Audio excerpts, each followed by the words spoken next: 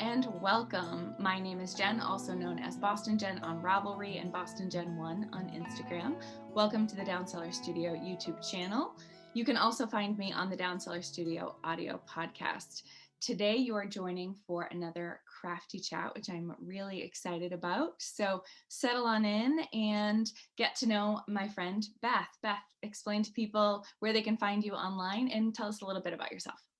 Well, I am Beth, and I am MD Quilter pretty much everywhere on Instagram as well as Ravelry.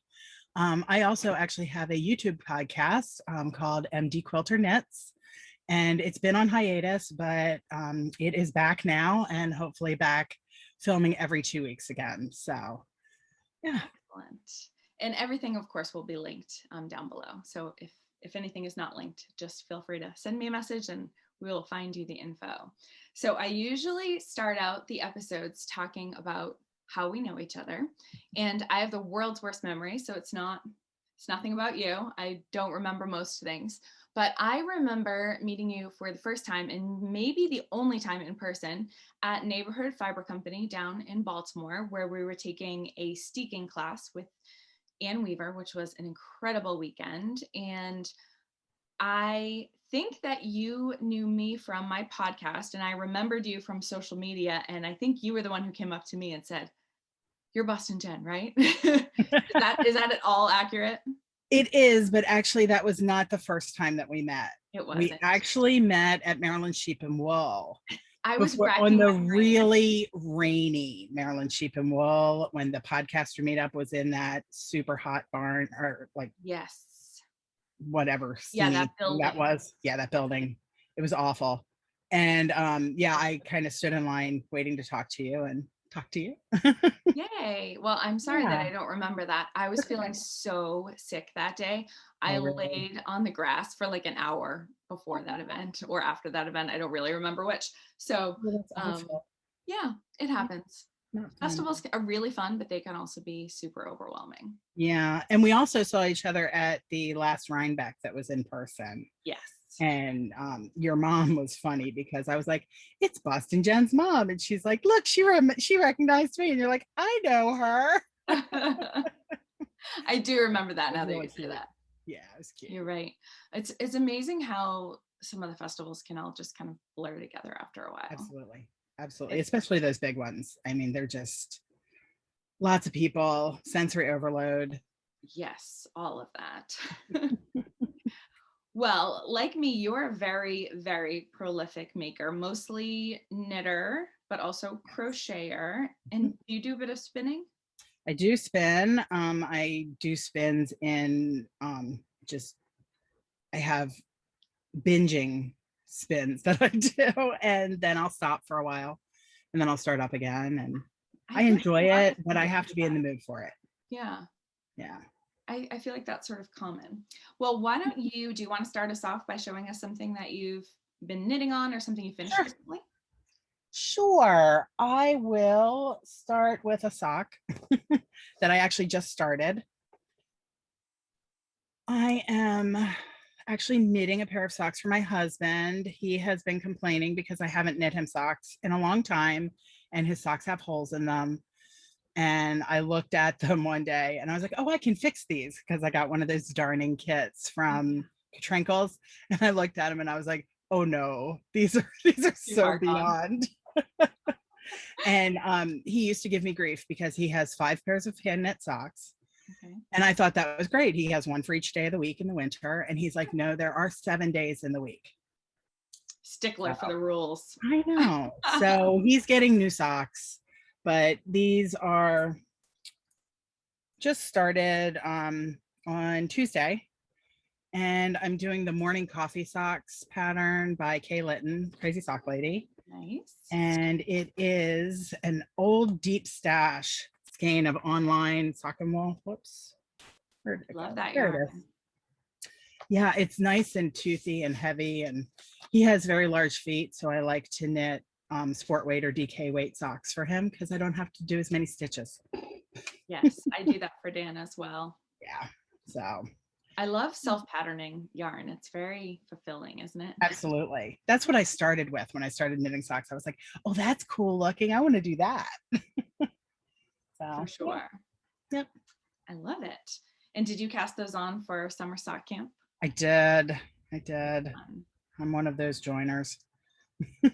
It's a great motivator though. I think I haven't participated in summer sock camp, which is Crazy Sock Lady is the host of that event, right? Yep. And she started it last year. I haven't done that one yet, but I participate in Stash Dash with the Knit Girls, and that is super motivating for me. And I know folks like you are also participating in my splash pad party through my audio podcast. And hey, whatever helps you get stuff accomplished, I say dive on in. Absolutely. So speaking of socks, I've been working on Scrappy self-striping socks, which has been like twice the fun, right? Because you get to do stripes and you get to use the leftovers. Yeah. So I have a bunch of Knit Picks Felici. So this is several different colorways, all just kind of mishmash together. And they're mostly full stripes. Aren't they fun? Yeah. So the first sock is done, and the second sock is actually past the heel. Great. So yeah, it's all just different colors of Knit Picks Felici. At first I was going to try to somewhat sort of kind of match similar striping patterns, and I just haven't really done that at all. It's fine. But you're using similar colors, so they go together. They coordinate. Exactly. Yeah, it's all the same colorways. So they definitely will. There's a lot of overlap. And I'm starting to think, I don't know who's going to get these yet. I think these might be gifted, but I think I might even make like 4 of them. So then they all just mix and match together, which will be fun. I love it. Yeah. Yeah, I'm one of those people that I don't have to match the stripes. I used to do it. I used to do the Desert Vista Dye Works sock challenge. I did that for 4 years straight. And I took a break from it this year because that was 48 pairs of socks. I was doing the math when I was listening to your latest episode yesterday. Yeah. I mean, I had to take a break from it though, because I was finding myself not working on them. And then the last week of the month, just, rambling, knitting past my bedtime, trying to get them finished. So I was like, I don't need that stress in my life this year. No. So I am taking a break from it, but I used to match stripes with those. And I don't know why, but I just felt that I needed to, probably because I was doing afterthought heels. And for me, it's easier to just put it at the same stripe. Sure. So I would always start at the exact same place and that kind of thing. Yeah, you don't have to think about it quite as much. But yeah, if it's kind of, there's not enough joy in it anymore, it's time to take a break. Yep. Yeah, and I have the same thing. Like if it's easy, like if it's like 250-gram skeins and you can easily find the same color and start them on the same stripe, great. If I'm gonna have to pull out a third of a skein to maybe figure out how to get there, it's not. And I used to do tubes so I could make myself finish at a specific spot and then be able to start on a stripe. So, and because I like socks that are a little bit shorter on the leg, I'm not into the super long leg socks and that type of thing. So that was a bit of a strain because I had to do 4-inch legs for those. So I found myself not even necessarily wearing the socks. Yeah. So I'm like, why am I knitting these if I'm not even going to wear them? They look pretty in my box for a box of socks at the end of the year. I bet they did. Now, do you like the way afterthought heels fit you? For the most part, yes. Okay. But depending on the shoe, they can move around a lot. I find for myself, a heel flap and gusset is the best fit. But there's a new heel that came out, and I can't remember now what it's called. And I tested it, but I can't remember what it's called. But it's a afterthought heel that it's for a high instep. Oh, interesting. So it has more of a gusset and like more of a cup to the heel. Okay. So it fits a lot better. And that's what I'll probably use when I crank tubes for my husband. Nice. Because I have a sock machine too. That's right. I have one too, although unlike you, I've not yet used mine. I need to buy a few more supplies and get myself set up, but I'm excited about it. True confessions, I've only used mine once. So. Okay. All right. So it's set up. No, it's set up. I've had it for a little over 2 years now, but it finally got set up right after the first of the year. That was kind of my New Year's resolution, that I was going to get it set up. I was going to crank some tubes. And the way that my setup is in my room right now, it's really hard to make the space to do it. So it'll happen. Yeah, and don't you find sometimes you just want to like do the making and not all of like the setup and learning and stuff that comes with it? I feel like that's a big barrier for me. Dan was joking around with me recently that I had my spinning wheel that was very kindly gifted to me. Same kind of situation where like this thing came into my home. I was terrified at first, and then I was like, no, I'm going to do it. I just have to figure it out. And then you go through like the watching the videos and learning some things, but I didn't use my spinning wheel for almost a year. And he's like, you're going to do the same thing with this sock machine. So I'm like vowing to actually get to using it before then. But there is kind of a lot. Yeah. Well, I got mine and I didn't even take it out of the box for a year and a half. I mean, it arrived, I spent a stupid amount of money on it, and I was intimidated by it. And I didn't want to set it up. And a friend of mine has one, and she's like, you've got to set it up. You've got to do it. You've got to do it. And I set it up, and then I started using it, and the buckle that holds the weight, it's a piece that'll hold the weight on the tube.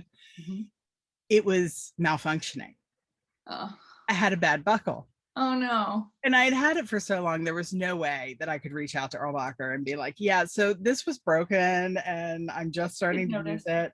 So I just bought a new buckle, but I haven't used it again since I got the new buckle.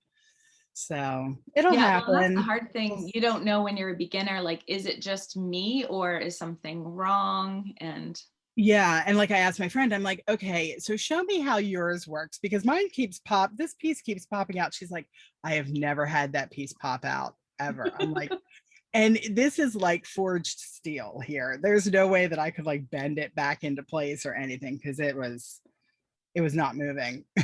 So I had to buy a new one. Well, I'm glad you're back on track, and I may be picking your brain in upcoming months. Happy to help. No problem. So what else you got going there? So let's do a sweater. Okay. In my Hohi bag. One of several. I have a bit of an addiction. Just like our friend Ryan, we both have addictions to the Hohi bags. I can't say I blame you. So I am doing a test knit, and I'm allowed to show it, for Anne of Little Skein in the Big Wool. This is her first garment pattern, and it's called the Blossom Sweater. And it's a top-down raglan, but the raglan has this beautiful cable. Let's see. That is gorgeous. The beautiful cable that it's going to go all the way down the sleeve.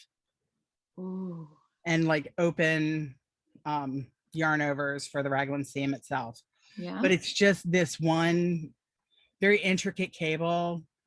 It goes straight down, but this color, it's called Avonlea, and can you see those really pretty yellow pops in there? It's just amazing. This is her Targhee sweater base, and it's so nice. Is it a worsted weight or it's worsted. Okay. 100% Targhee. Nice. And I love Targhee. I love to spin it. I love to knit with it. It's just a wonderful base. I love non-superwash yarns. I'm getting there too. That's more and more of what I've been buying. I haven't spun Targhee yet, but I've definitely knit with it, and it's beautiful. Well, you like Polworth, right? I do like Polworth. It's very similar to Polworth. It's a little bit springier. Okay. But I just find I go through times with spinning where I have issues with the fiber that I'm spinning. So I set that aside and I grab a braid of Targhee, and I'm like, that's what I love. Palette cleanser, comfort zone. Yeah. Because sometimes I think, oh my gosh, I've become this horrible spinner. I can't do this. And then I'm like, no, it's the fiber. The fiber doesn't like you.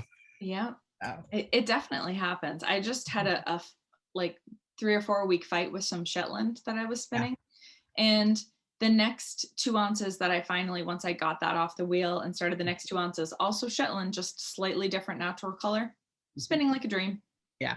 I've never spun Shetland. And it's funny because people say BFL is the easiest to spin. BFL and I have a hate relationship. Neither one of us like the other. How about Corriedale? Have you spun Corriedale? I have not spun Corriedale. I I've was about to spun, try. yeah, I think I have some. I love knitting with it, but I've not spun it. It was the first thing that I spun, so it Oh, should okay. be very easy, especially if you're an Yeah, experienced spinner great. to get Yeah. that going. Do you know when that pattern for that sweater is coming out ish? The test ends at the beginning of July. Anne broke her foot in the middle of, she had started the test. We had all, like, those of us that were buying the yarn had placed our orders, and she was just starting to dye all of the yarns and broke her foot. Oh, And she couldn't be weight bearing on it for a while. So it took a while to get the yarns out. So she extended the test. So I think our deadline is like the first week of July, I think, for finishing. okay. So it should be sometime in July. Exciting. And one more question. Is it going to be long sleeves? Yeah. Yeah, Okay. it's long sleeved and I think it's cropped. Okay. I'm really into cropped sweaters lately. I like wearing a cropped sweater and then like something like almost like a trapeze type flowy blouse underneath. And I just find that that's kind of my happy place right now. Yeah, with I'm my enjoying that too. sweaters. I find I go one way or the other. I either want something cropped or I want it like almost tunic length. Yeah. Yep. So which actually, so let me show you. We're both doing the same test knit, a different one than the one you just talked about. It's called the Recalibrate top by Shana Cohen, who's Shana Lines Designs. And actually, I got to a great stopping point last night. So I haven't worked on this today because I was waiting to show you. Why can't I? Here we go. I So, love those stripes. oh, And you're doing two different widths of stripes. That's so cute. yes. So although this almost gave me heart failure last night. So I, again, this is a test knit, right? So we got the original version of the pattern, and then there was one update. So I had the update saved to my Goodreader app on my iPad with all my numbers highlighted for my size. I'm doing size 5. And then Shana sent out more updates yesterday. So I downloaded the new file like a good doobie and I started looking at it. And I apparently was reading the wrong section, but I thought I needed twice as many garter ridges as I have here. And if that was the case, then my striping sequence of doing sort of 7 of the larger stripes and 7 of the smaller stripes wasn't going to work, because then what would I do? Like keep doing the smaller stripes or what? Right. Yeah. But I just read it wrong. I was in the wrong section, the section above. Anyways, this is correct. This is the number that I need to make what will be the right or the left side of my sweater. Thank goodness I did not rip it out, because I was so close to taking the needles out last night when I was tired. That would not be good. No, but it's been really fun to make. So I have this beautiful purple color here, which is Teal Torch knits in the Dowager Countess, and then the gray is also from them. It's called Charcoal, and then the cream is Madeline Tosh Sock in the gray birch colorway, and then I did a different color for my center back. Ooh, I like that. Isn't it fun? Yeah. This is Goosey Fibers in the Scarecrow colorway, and you can see how like it kind of picks up on the purples that I'm using on the other side. Yep. So I don't actually remember what I'm doing next. I don't know if you're further than me or not, but this is I'm not that far, but I think at some point you're going to be joining them with that side panel. Right. So there's going to be another panel like this that will go at the side. So basically at your underarm. So I think that's what I'm doing next. And then you do the same thing for the other side to make the rest. So I feel like it's like all downhill from here since I've gotten through half of the body.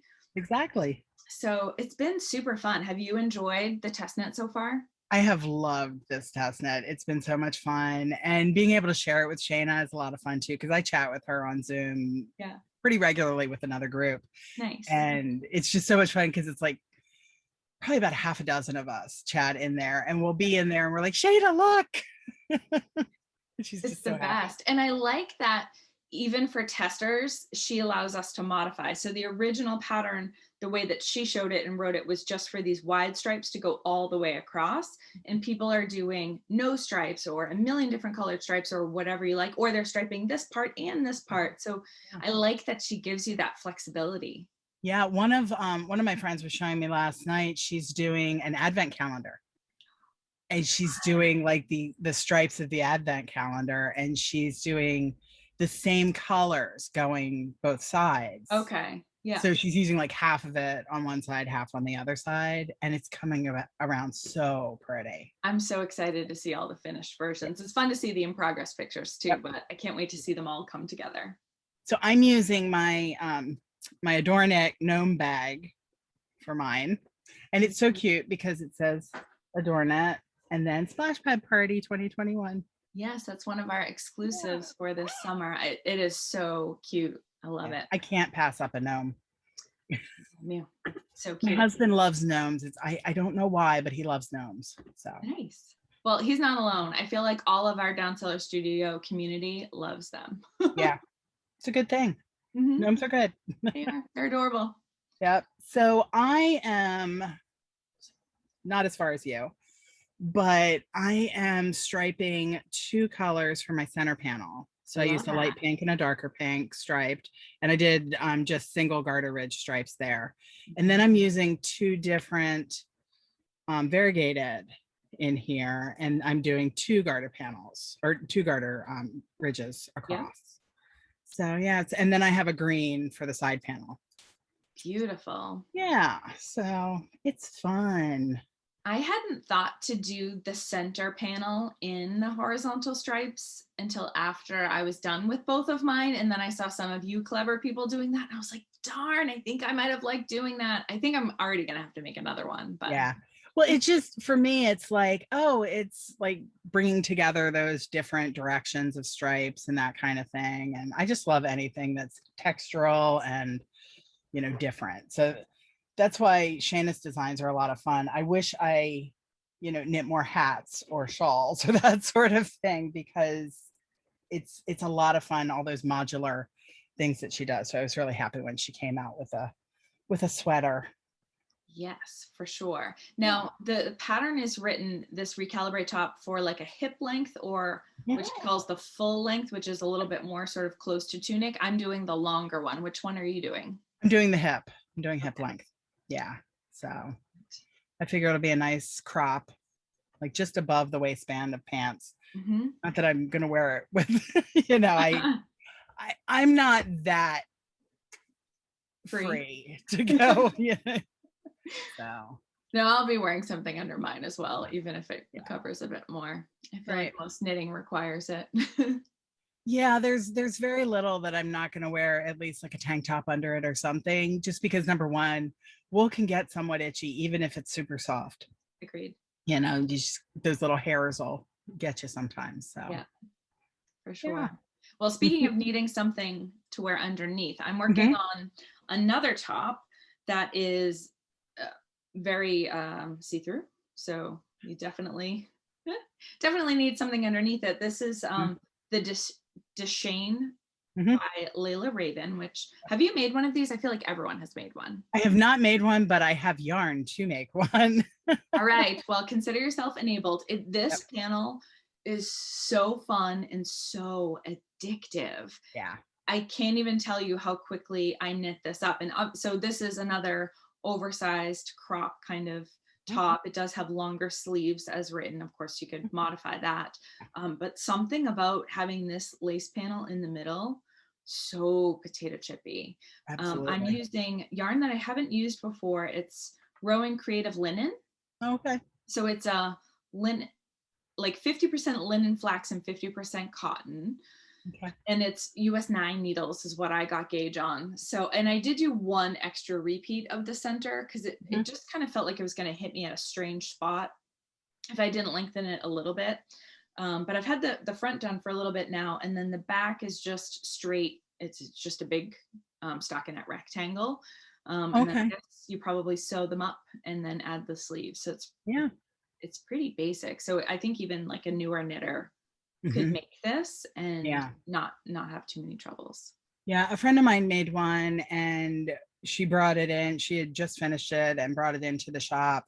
And we were like, what yarn did you use? And she showed us. So we all bought yarn to make one. Yeah. So we all have this Solalina yarn, which is a linen blend, just waiting to make one day. I think we were planning to do it as a knit along. that hasn't happened yet. So Yeah, anything can happen. for sure. It's funny you mentioned that because I first saw this in person when we were down in Nashville, and my mom and I went to House of Yarn Mhm. and met up with Amanda, who's a listener of my podcast, and we had a great time just chatting with her. But they had one on the mannequin, and she might have even been wearing one that day, but like they had done a knit along. I think a couple of people that were working there also had them on that day, and I was just like, you could just see how I feel like it's one of those patterns that it looks great on everyone. The effect might be a little bit different, Yeah. but it just looked I fantastic think on all of I them. think Robin from Teeny Button Studio made one and used her cotton blend base. Okay. And I think she left it at House of Yarn when they brought in her yarn as a sample. Yeah. So Could be. It was a while ago now, so I don't remember yeah. the Yeah. detail, but yeah, I've been It's a excited. neat pattern, and it's been around for a while. It just kind of gets a resurgence periodically. Yep. Yep. So, It's been fun. yeah. What else you got going? I have another Shana pattern Ooh. that I've been working on, her Moduloncho. Yes.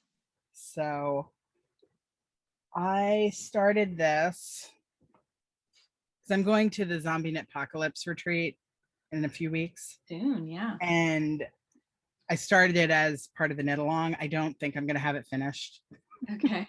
But this is one of those things where you start with like a front panel. Okay. So this multicolor was the front panel, and you knit 2 of those, and then you attach them with a 3 needle bind off at the top. Okay. And then you pick up all the side stitches and you do a welt. How beautiful is that? And it's a super cool welt there. And what a great contrast color you've got there. So it really pops. Yeah. But on the other side, it hides everything. Oh my The way that goodness. it's picked up. Yeah. Yeah. So, and I used this, the multicolor is from Fish Belly Fiberworks. Mhm. And it's the ZK color from last year called Zombie Unicorn. She did Zombie Unicorn and Zombie Dragon. The unicorn was more pink focused. The dragon was more green focused. And when I ordered it, she was like, I picked the best pink skeins for you. I've known Holly for a long time. She's so sweet. She's originally from around here. Yep. And it was really nice. So, and then for the others, I'm using Leading Men Fiber Arts. This one is Showstopper. It's a mini that I picked up in the Tranquil color. And then this is the Soliloquy base, which is the BFL that's in a huge put up. I mean, massive yarn cake. And the color's called Mary's Jam. Okay. So, and then there's a I-cord bind off that happens that's going to be in this Starlit color. Perfect. And Stephen West was kind enough to put up a tutorial just for me on how to do a striped I-cord bind off. So I think heard that's you going in to mind. be happening with this. And it's so nice of him to do that just for me. It was nice, yeah. He's such a great guy. He is. I feel like everyone is talking about that tutorial, and I still haven't gone to check it out yet. So maybe that's. I haven't actually watched it. I just saw it pop up on YouTube. Exists, so we're just happy. I'm sure it's great because all of his tutorials are great. For sure. I've been trying to conceptualize it in my head to see if I can figure it out before I watch it. I don't think I've figured that out yet, but I know how to do a multicolor I-cord, but I've never done it as a bind off. So I would assume that it's probably a similar concept. Yeah, makes sense. Yeah. And I'm sure he'll make it seem very simple, whatever it is. So. Always does. Just keep knitting, kitten. Mm-hmm. Have you ever taken a class from him? No, I haven't. I would love to. I'm sure I've had an opportunity at some point, but chose other classes or whatever it was. But I would love to. I did. I tuned into his keynote for one of the recent Vogue Knitting Live virtual events, which was fascinating. Like just the way that his brain works and the way that he describes things and the way that he can impart inspiration. It's something. I took 2 classes over the course of 2 days from him at a shop in New Jersey. And I went up and stayed overnight and all that just so that I could take these classes. And there were 15 of us in the class, Okay. including Kristen Bullenvine. She Oh, was in the cool. class also. Yeah. We were just talking. Yeah, so it was amazing because you got such great one-on-one with him. And like I had his Seriously Holy brioche massive shawl had come out, and I had bought some Ching melted Surrey alpaca that I wanted to do for that, but I didn't know what I wanted to use with it. Okay. So I took it with me, and he's like, you need to use this. And like went over to the wall and like pulled the yarns. He's like, here you go. That's it. I'm like, okay. Yeah, his sense of color is like second to none. So yeah. So one day I'll knit that. One day. The queue is just never ending, right? It never ends. It's always, and things keep jumping the line. Yep. Which I mean, I think I've definitely come to terms with. I feel like if something is meant to be, it will keep bubbling to the top, or it will bubble back up when it's kind of meant to be. Yeah. Yeah. I tend to knit a lot for other people, on what I would consider a semi-professional basis. So yeah, so let's talk about that for a second, because you were mentioning test knits, but you also do sample knits, right? yeah, I do sample knits. I do a lot of sample knitting for Magpie Fibers, and they are absolutely amazing to work with, and they've just opened a storefront, so now I don't even have to wait for the US Postal Service to deliver things, because they have really messed us up in the past. Oh, really? Yeah. I live an hour and 40 minutes roughly from there. And it took 2.5 weeks for a sample that I had knit to make it to them. And it was a crunch. It was the Sparky. It was the second Sparky that I had knit for them, but it was out of their exclusive spin cycle colorways. So it was, and they were getting ready to be doing an Instagram live. And I'm like, please let it arrive. That must be the worst feeling. It's got to be stressful enough if you just send the yarn out and that part is delayed, but you can much more quickly and easily replicate yarn than you can the finished garment, right? Or accessory or whatever it is. So exactly. If there's someone who doesn't know what a sample knitter is, would you mind giving just a brief overview of kind of what that looks like? Sure. So what I do is a yarn dyer or designer or store will get in contact with me and ask me, to knit a specific pattern in a specific size, and then they send me the yarn to knit it with, and then I send it back to them. I don't keep anything. They have full possession of it, and I get paid. I get compensated in some way. I have different ways of being compensated depending on who I'm working for. But I've worked for designers as well as for yarn shops and for dyers. So right now, my focus pretty much goes to Magpie, and also I do sample knits for Tanis Gray. So yeah, and that's super fun because then I get to see my stuff in print. I know. I was just watching, like I think I said earlier, the latest episode of your video podcast, and you were talking about how you saw your sample in Leila magazine, right? Yes. Yeah, that was one of the Magpie samples. And I'm just flipping through and I'm like, oh, look, Magpie's got a full page ad. And then I'm like, hey, that's Kayla. Hey, that's my sweater that I knit. I take a little bit of, Yeah, that's gonna be so fun. But it was super cool. I'm like, oh, my knitting's famous. Yes, it is. And that was a fun sweater to knit. That was I think it's called Mousseau by Espace Tricot. Okay. And it's mohair held double for the entire sweater.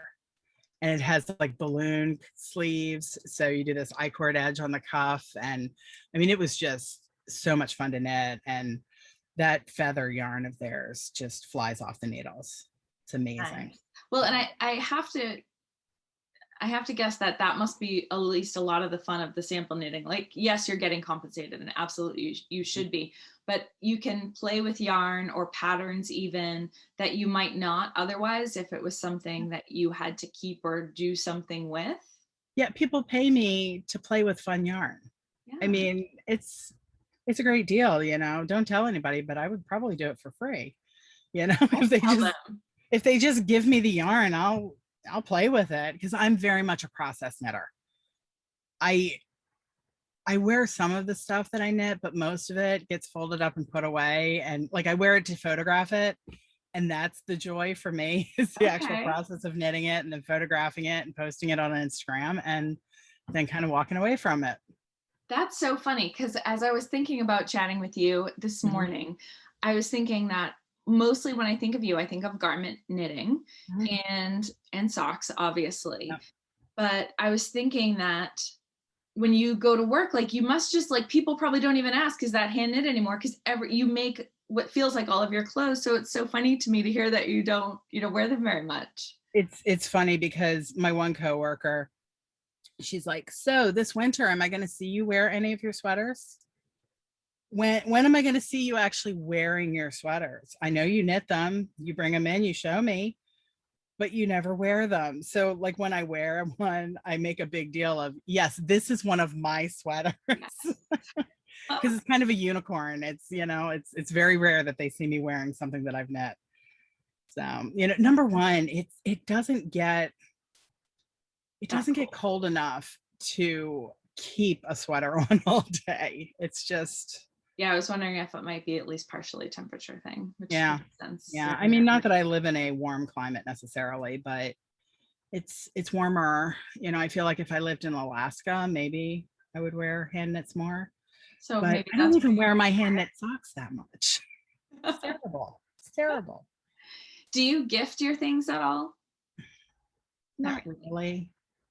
My husband gets the occasional sock or hat.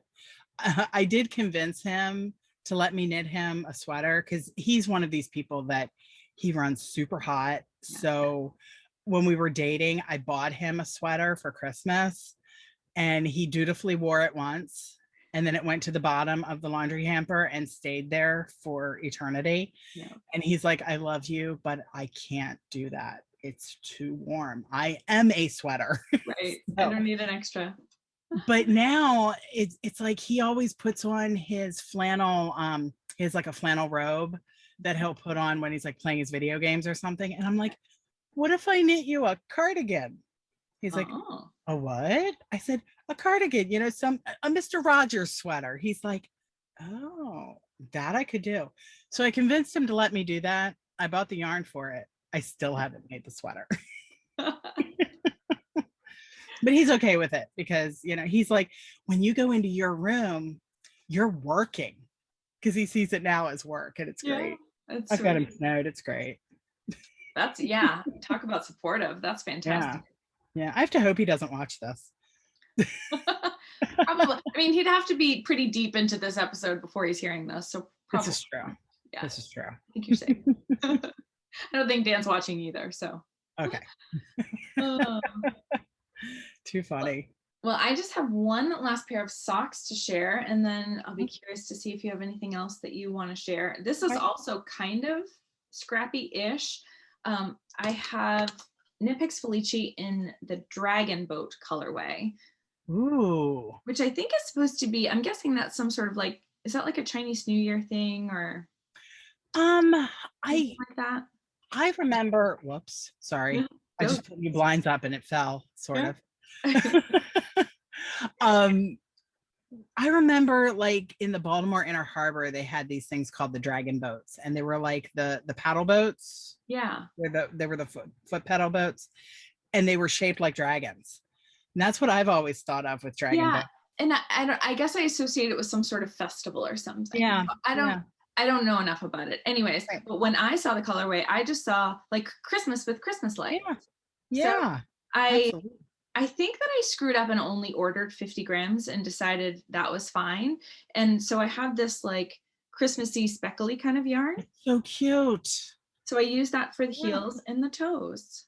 That is adorable. Isn't it fun? And I kind of feel bad sharing Felici because usually they come out with it and then they don't necessarily come out with it again. So you may never be able to get Dragonboat, but if you can, I do think it's really fun. And like we were saying before, they don't match in terms of sort of where the striping sequences start because I just wouldn't have enough. And actually, I had put these on hold after Christmas and I had the stuff in a basket and I kept looking at it thinking, why did I do this? Like, I just don't have enough yarn left. Like, I'm not going to be able to finish these. What was I thinking? But I looked at my notes about how many stripes I usually need to do a foot on a Felici sock because the stripes are generally about the same width with my gauge. And I do have enough. Like, it looks like just the tiniest bit of yarn, although this is wound more tightly than I normally do. And I should more than have enough to do it. So it's like, oh, all right, I can do this. So they're back on track. Yeah, it's that never-ending yarn nugget. Yes. I get it. When you know, there are many of other times that I run out of yarn, but not with this. And actually, I'm kind of liking the way that it works with this bag. This is another I love that bag. Flash pad bag from my friend Ann Beatty Designs. I love it so much. I love those umbrellas on the beach. They're so cute. I know. I couldn't resist. I could easily give back all of the money that I make for the splash pad party. And some days I do. Some years I do, and that's okay too. But yeah, I have an addiction to yarn, but I also have a serious addiction to project bags. And my problem is I really like the super cute project bags, but I don't tend to reach for them to use them. Or I'll use them once and then put them aside. And I have like crates of bags, but I can't part with them either. I keep going, I'm going to destash some bags. And then I'm looking through and I'm like, but I can't get rid of that one. I can't get rid of that one. I hear you. I have way more bags than I'll ever need, and it doesn't stop me from buying new ones like this. And I did the same thing. I reorganized my studio over the winter.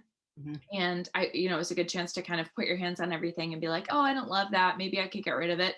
And I think maybe I got rid of 2 bags that were like free totes or so, not like an actual handmade bag that I purchased. Yeah. Because I couldn't. I did that with my yarn. I have put my hands on every skein of yarn in this room at least twice in the last 2 years, when I brought it into this room and then when I had to put it behind plastic.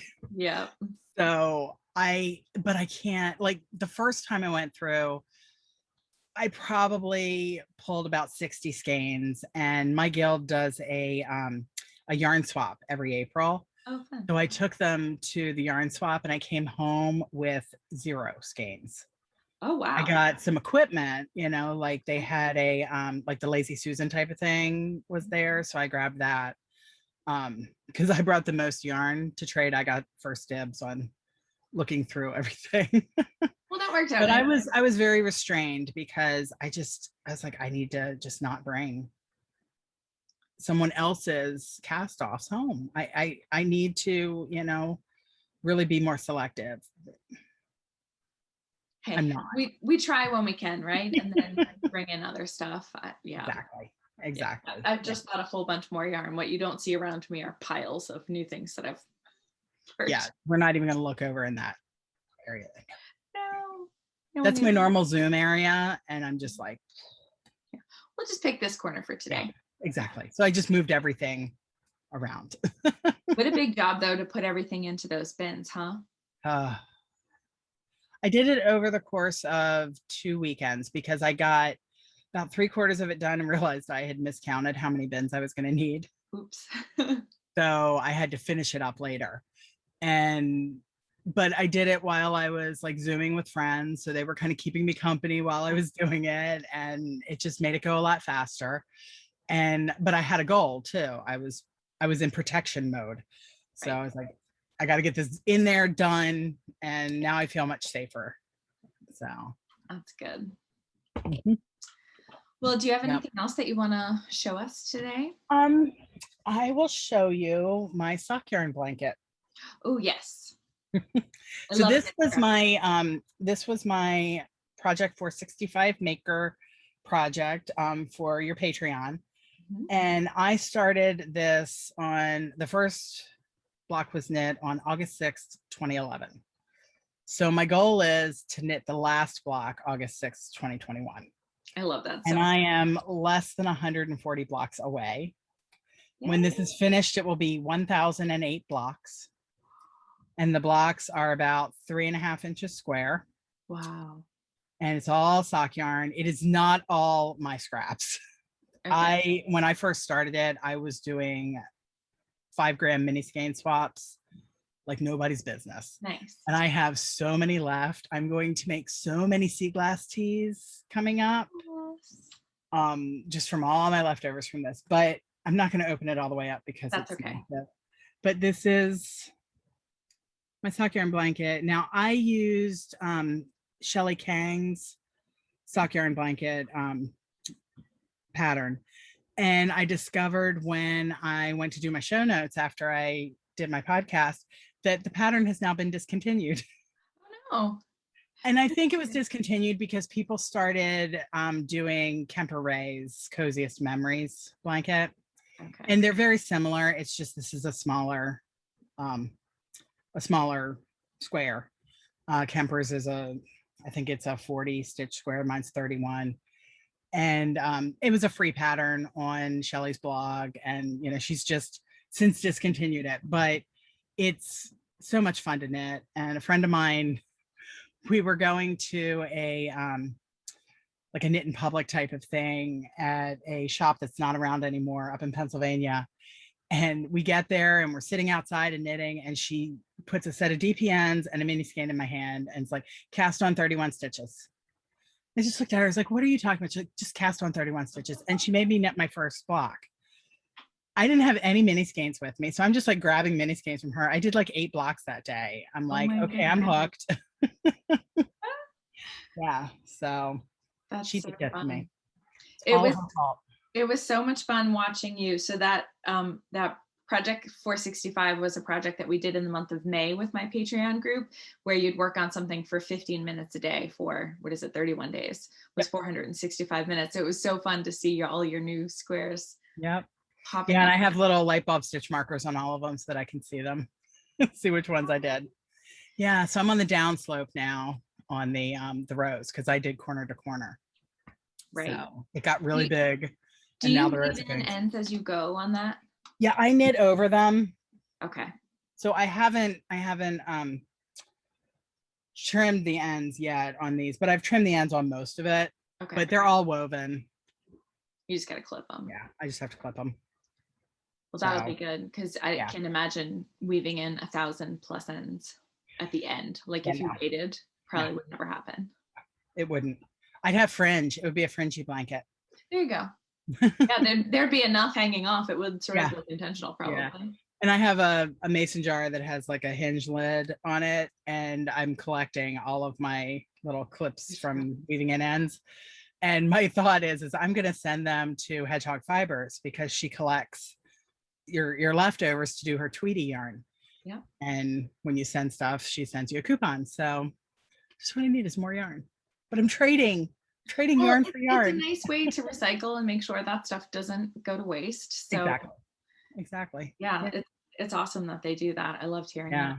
I have a little tin by my yarn winding station. So when I clip off the strings that hold the hang together, I put it in there. So yep, I do the same thing.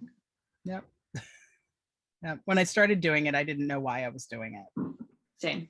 I was like, oh, this is pretty. It is. Well, that's the thing. Like, even if it's nothing else, mine's a glass. I just use like a mason jar. So it's just pretty to look at all the different colors. And some of them have a dye that's seeped in and some of them don't, or they're tied with different colors than the yarn you bought. So yeah. Use it up. Be funny. I love it. Yeah. Awesome. Well, this has been so much fun. It's been great catching up with you and seeing what you're working on. And thank you again for participating in our splash pad party and in my Patreon community. I'm having a ball with all of you. Yeah, I had so much fun going to all the different online events for Splash Pad Party. You know, I had not done that previously, you know. Oh, really? Yeah, I've always done splash pad party, but I've never like entered things. It's like because it was just one of those where I was like, oh, I forgot. I do the same thing with Stash Dash. I don't Yeah. actually enter, but I'm playing along, and that's totally fine too. Well, you have your own little side gig going with Stash Dash, so. Yes, I do. And I'm going to crush my dear friend Jasmine, and it's going to be so fun. But So, funny thing, simultaneously, I've been in a testing group with Jasmine and a testing group with you. ooh, It's funny. All of a sudden I realized that I was like, oh, Jasmine's doing the blossom sweater. I mean, she finished that sweater before I ever got my yarn. I was like, whoa. well, that's not fair. Okay, it's hard. So I guess I can't ask you to pick a team then. I've always been Team Boston Jen. That's yeah. The official endorsement. Of course. Yes. Knew I liked you. Oh, you're very sweet. Well, I think we're all going to have a very fun summer, no matter what. So. Absolutely. Yeah. We're actually getting out into the world now. That's a wonderful thing. It is a wonderful thing. I'm getting on a plane in 3 weeks. I know, to go see other knitters. Like, if there was any like real good excuse to get out there, that's probably it. So yep, absolutely. Yeah. Have fun. Hug all of my friends for me, because most of them will be there. I know. Yeah. One day we'll get you out there. I will. I'll be there someday. Just not this year, unfortunately. Yep. All right. Well, I think we are going to sign off. Again, don't forget that everything you need will be found linked down below. And if you have questions or comments, feel free to comment down below and subscribe if you haven't already. And links to all of Beth's social media will be there for you too. So go check her out. Her podcast is fantastic. It's so much fun. I watch it as soon as it comes out every time. So you won't. Sorry, it was on hiatus. It's all good. I mean, the good thing is there's a lot of knitting content, but every voice is just different. And I always love seeing what you're up to. So well, thank you. Thank you. Welcome. Talk to you soon. Alrighty. Bye-bye. Okay.